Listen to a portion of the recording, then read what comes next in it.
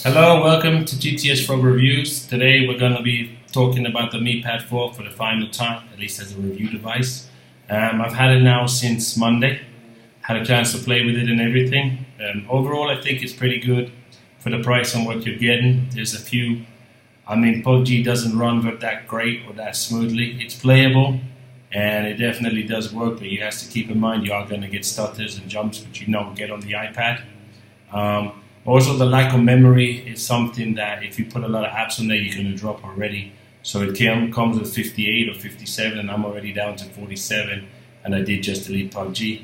So overall, I think that it's, for example, here are both devices, just to give you an overview again quickly. So here you have the Mipad 4, which is like around the same size as a Mipad Mini, to be honest, and it's pretty decent. As I said, I got the LTE version, it's pretty bright.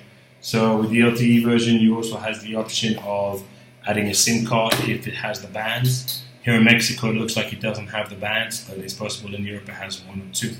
And here's the iPad.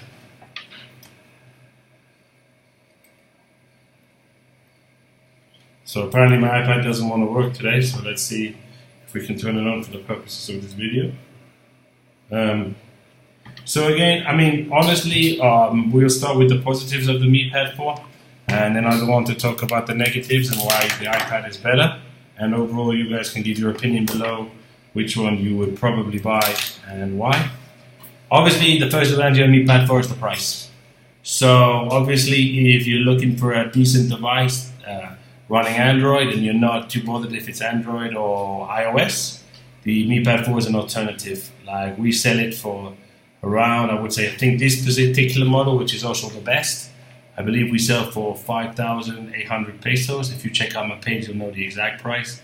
Right now, this is around $300. So for $300, you're getting an Android Snapdragon 665, which is a medium chipset. Pretty good AMOLED screen. It's pretty snappy.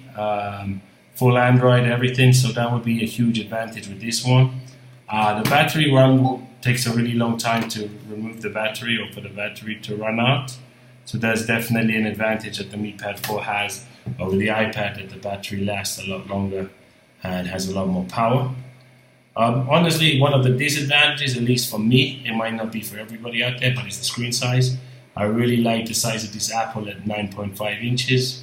It really fits in, and I like, for example, on PUBG, this runs perfectly smooth with no issues, no problems, no anything. So I definitely, for the gaming experience and the memory experience, I would take the iPad. Talking about memory, here's an advantage that the Mipad 4 has as well, that it does take an SD card. So even at 64 gigabytes, you can add an SD card in there and give yourself more memory. So that's, I think, a huge thing, and that's why I think the 64 gigabytes is debatable, whether it's a negative. Me, I'm not a big fan of having the huge micro SD cards carrying around the slot, but the iPad offers it as well, but this one doesn't, and I kind of missed that opportunity to have it. So, overall, there's just some advantages, some disadvantages. Overall, it really depends what you're looking for in a tablet. In a straight comparison, I think the iPad wins hand down, especially the iPad Pro. But if you start looking at individual details like price, what it can do for the price, I think the Mipad 4 comes out on top. So if you're looking for a large screen with a fast PDF reader, you can play games with decent memory, then the iPad is your choice. Overall, I still think Apple rules with these iPads. I think the Mipad 4 is good if you were looking at like a mini range in the iPad model. Then I haven't tested the mini, but I think this Mipad 4 here is probably comparable with the mini from the price. I don't know how the games run on the memory, but at least from the price, this would probably be a better alternative. So again, it really depends what you're looking for in your tablet and what you're looking for a tablet to do.